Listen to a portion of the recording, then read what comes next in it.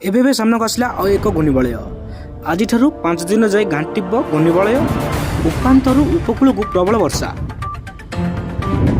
ରାଜ୍ୟରେ ଅଧିକାଂଶ ସ୍ଥାନରେ ଜାରି ରହିଛି ବର୍ଷା। ବଙ୍ଗୋପସାଗରରେ ସୃଷ୍ଟି ହୋଇଛି ଘୂର୍ଣ୍ଣିବଳୟ ଅଧିକାଂଶ ସଂଗଠିତ ହୋଇ ପରିମାଣରେ ରହୁଛି।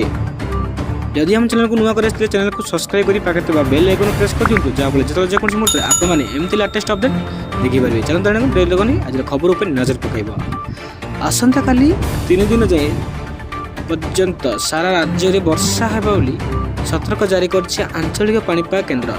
ଆଜି 7ଟି ଜିଲ୍ଲାରେ ପ୍ରତି ପ୍ରବଳରୁ 9 ଜିଲ୍ଲାରେ ପ୍ରବଳ ବର୍ଷା ହେବା ନେଇ ପୂର୍ବାନୁମାନ କରିଛି ଆଞ୍ଚଳିକ ପାଣିପାଗ ବିଭାଗ।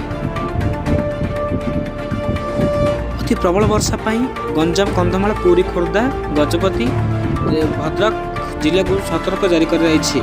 ବାଲେଶ୍ୱର, କେଉଁଝର, ମୟୂରଭଞ୍ଜ, ଯାଜପୁର, କଟକ, ଝାରସୁଗୁଡ଼ା, ସମ୍ବଲପୁର, ବରଗଡ଼, ସୁନ୍ଦରଗଡ଼ ଜିଲ୍ଲାରେ ପ୍ରବଳ ବର୍ଷା ହେବ।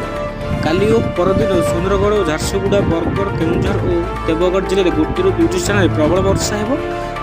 1ରୁ 2 ତାରିଖ ମଧ୍ୟରେ ଉପକୂଳ ଓଡ଼ିଶାର ସମସ୍ତ ଜିଲ୍ଲାକୁ ସମେତ ସଂଲଗ୍ନ ଜିଲ୍ଲାଗୁଡ଼ିକରେ କାଳବୈଶାଖୀ ପ୍ରଭାବ ରହିବ। ବିଜୁଳି ଘଡ଼ଘଡ଼ି ସହ ବର୍ଷା ହୋଇପାରେ। ସ୍ଥାନେ ସ୍ଥାନେ ଘଣ୍ଟା ପ୍ରତି 30ରୁ 40 କିଲୋମିଟର ବେଗରେ ପବନ ବହିବାର ସମ୍ଭାବନା ରହିଛି। ଏବେ ବି ରାଜ୍ୟରେ ଘାଣ୍ଟିଆ ବର୍ଷା ପରିମାଣ ଲାଗି ରହିଛି।